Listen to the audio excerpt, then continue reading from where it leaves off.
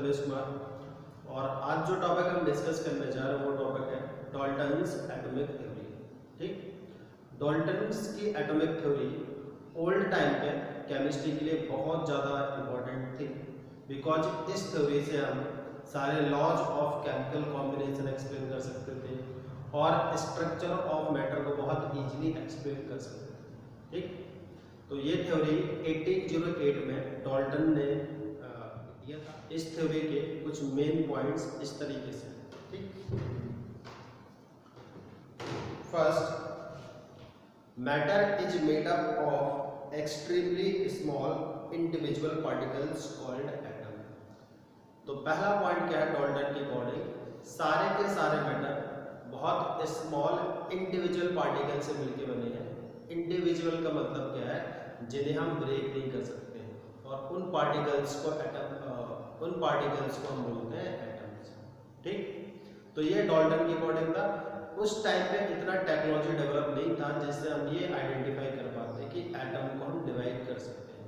तो डाल्टन के अकॉर्डिंग क्या था कि एटम जो है वो इंडिविजुअल है, लेकिन जैसे जैसे टेक्नोलॉजी डेवलप हुआ तो हमने सीखा कि एटम इंडिविजुअल नहीं है, एटम डिविजिबल है। उसको हम ब्रेक कर सकते हैं फर्दर, इलेक्ट्रॉन, प्रोटॉन और न्यूट्रॉन। तो जो पहला पॉइंट है उस टाइम के अकॉर्डिंग करेक्ट था, बट टाइम आने के साथ, टेक्नोलॉजी आने के साथ और डिस्कवरीज के साथ फर्स्ट पॉइंट क्या हो गया, रॉन्ग हो गया। तो हम बोल सकते हैं कि एटम करंट टाइम पे क्या है, इंडिविजुअल है। ठीक, second, atoms of the same elements are identical in all respect, that is size, shape and mass। तो डाल्टन के अकॉर्डिंग क्या है, यदि एक ही एलिमेंट के एटम्स हैं तो वो सारे क्या होंगे, आइडेंटिकल होंगे। दैट इज उसका मीन्स क्या है कि उनके शेप सेम होंगे, उनके मास क्या होंगे, सेम होंगे। तो ये उस टाइम के अकॉर्डिंग ये पॉइंट भी करेक्ट था, बिकॉज उस टाइम पर आइसोटोप्स का डिस्कवरी नहीं हुआ था। लेकिन जैसे ही आइसोटोप्स का डिस्कवरी हुआ तो ये पॉइंट भी इनकरेक्ट हो गया, because atoms of same elements may have different atomic masses in case of isotopes। जैसे हम देखें हाइड्रोजन के isotopes 1H1 and 1H2 and 1H3, तीनों के तीनों एटम्स क्या है, सेम एलिमेंट के हैं, जिनके एटॉमिक मास क्या है, डिफरेंट है। तो जो सेकंड पॉइंट है डाल्टन एटॉमिक थ्योरी का, तो वो पॉइंट भी क्या हो गया, इनकरेक्ट हो गया इन फ्यूचर, बिकॉज आइसोटोप्स का डिस्कवरी होने से सेम एलिमेंट्स के मासेस क्या हो गए, different. Third, atoms of different elements have different masses, size and also possess different chemical properties. Third point क्या है, डाल्टन के अकॉर्डिंग यदि डिफरेंट एलिमेंट्स के एटम्स हैं तो उनके प्रॉपर्टीज डिफरेंट होंगे, उनके मास अलग होंगे, उनके शेप। तो ये भी पॉइंट उस टाइम तक करेक्ट रहा, बट जैसे ही आइसोबार्स का डिस्कवरी हुआ तो ये पॉइंट भी इनकरेक्ट हो गया। अब आइसोबार्स क्या होते हैं ऐसे एटम्स होते हैं जिनके एटॉमिक मास सेम होते हैं। For example 6C14 means carbon का वो आइसोटोप जिसका एटॉमिक मास 14 होता है। ठीक, एंड नाइट्रोजन के लिए देखें हम 7N14। तो देखें जरा 6C14 एंड 7N14, दोनों के एटॉमिक मास क्या है, सेम है, और दोनों के दोनों क्या है, आइसोबार्स। अब डाल्टन के अकॉर्डिंग क्या था, यदि डिफरेंट एलिमेंट्स के एटम्स हैं तो उनके मासेस क्या होंगे, डिफरेंट होंगे, बट यहाँ पर उनके मासेस क्या हो गए, सेम हो गए। तो ये वाला पॉइंट भी क्या हो गया, इनकरेक्ट हो गया। Next, atoms of the same or different elements combine together to form compound atoms now called as molecules। तो ये पॉइंट करेक्ट है। इस पॉइंट के अकॉर्डिंग डाल्टन ने क्या बोला कि एक ही एलिमेंट के एटम्स कंबाइन हो सकते हैं और डिफरेंट एलिमेंट के एटम कंबाइन होकर क्या बनाते हैं, कंपाउंड एटम्स बनाते हैं। करेंट टाइम में उसको हम कंपाउंड एटम्स हम क्या बोलते हैं, मॉलिक्यूल्स। फॉर एग्जांपल डाल्टन के अकॉर्डिंग जैसे हम बोले कि ऑक्सीजन सेम एलिमेंट के एटम में कंबाइन होकर क्या बना लेंगे, O2 उसने इसका नेम दिया कंपाउंड एटम, और करेंट टाइम में हम इसका नेम क्या देते हैं, इसका नेम देते हैं मॉलिक्यूल। तो ये पॉइंट करेक्ट है, बट केवल चेंज ये है उसके अकॉर्डिंग नेम था कंपाउंड एटम और करेंट टाइम के नेम क्या है molecule. Next, when atoms combine with one another to form compound atoms molecules, they do so in simple whole number ratio such as 1:1, 2:1, 2:3 and so on। अब इस point को समझते क्या है। इस पॉइंट के अकॉर्डिंग जब कोई भी एटम्स कंबाइन करते हैं तो एटम कंबाइन करके जो मॉलिक्यूल फॉर्म करते हैं तो उनके रेशियो क्या होते हैं, सिंपल होते हैं।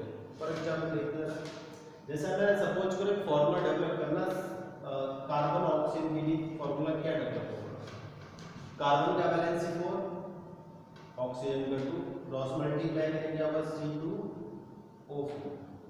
तो यदि हम इसको बोले कि सिंपल रेशियो है तो सिंपल रेशियो नहीं है, बिकॉज यहाँ से 2 कॉमन निकल सकता है। तो सिंपल रेशियो क्या होगा, 2 कॉमन निकालने में क्या आ जाएगा CO2, तो ये सिंपल रेशियो है। इसके बाद इसको और सिंपलीफाई कर सकते हैं, कार्बन का एटम 1 और ऑक्सीजन का एटम 2, बट यहाँ पर कार्बन का एटम 2 रेशियो 4, तो इसको हम सिंपलीफाई कर सकते हैं, बट इसको सिंपलीफाई नहीं कर सकते। तो सिंपल रेशियो ये होगा, ये सिंपल रेशियो नहीं होगा। तो डाल्टन के अकॉर्डिंग जब भी एटम कंबाइन होते हैं तो ऑल टाइम सिंपल रेशियो में कंबाइन होते हैं, मींस उसको हम और सिंपलीफाई नहीं कर सकते, ठीक। बट ये पॉइंट क्या है, कुछ केसेस में इनकरेक्ट आ गया। फॉर एग्जांपल ग्लूकोज क्या होता है C6H12O6, तो रेशियो क्या होगा 6:12:6।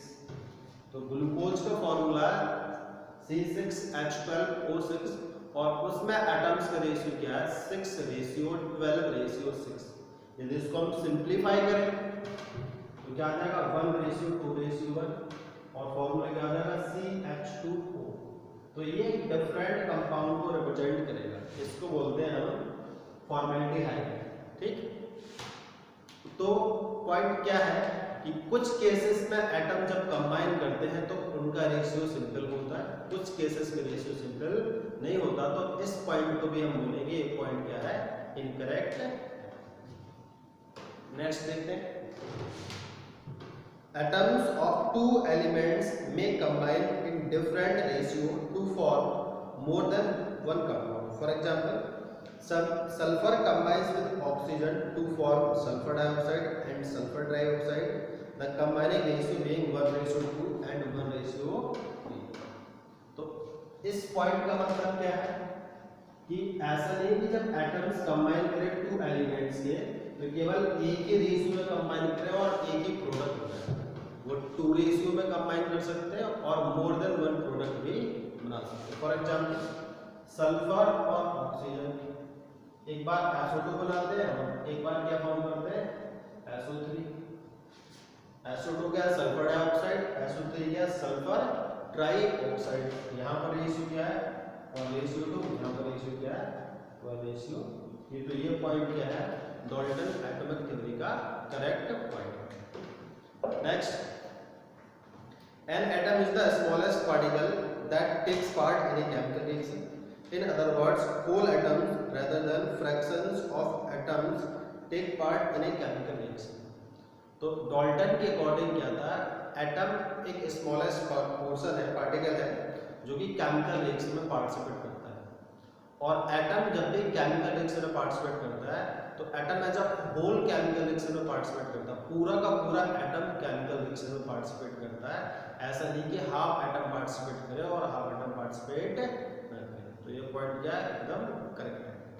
Next, an atom can neither be created nor destroyed. तो डाल्टन के अकॉर्डिंग क्या है कि एक एटम को ना तो हम क्रिएट कर सकते ना डिस्ट्रॉय कर सकते। तो ये पॉइंट कुछ हद तक करेक्ट है, बट यदि हम न्यूक्लियर रिएक्शंस की बात करें तो वहां पर ये पॉइंट इनकरेक्ट हो जाएगा, बिकॉज न्यूक्लियर रिएक्शंस में हम एटम को डिस्ट्रॉय करके बहुत सारा एनर्जी प्रोड्यूस करते हैं। तो यदि नॉर्मल केमिकल रिएक्शन की बात करें तो नॉर्मल केमिकल रिएक्शंस के लिए ये पॉइंट करेक्ट है, बट न्यूक्लियर रिएक्शंस के लिए ये पॉइंट क्या है, इनकरेक्ट। इसको आप नोट कर लीजिए।